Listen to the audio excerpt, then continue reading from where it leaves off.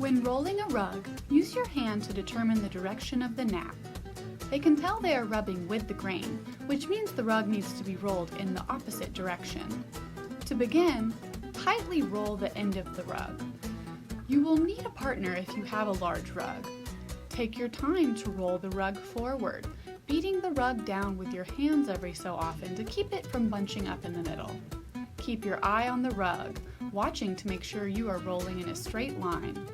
Always roll from fringe to fringe, never from side binding to side binding.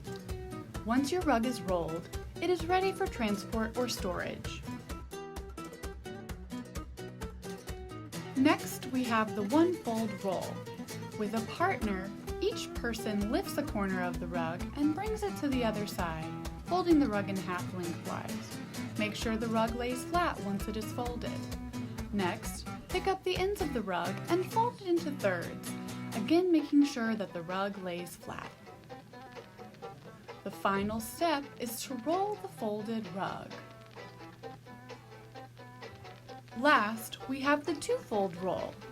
With a partner, take an edge of the rug and fold it lengthwise a bit past the middle of the rug.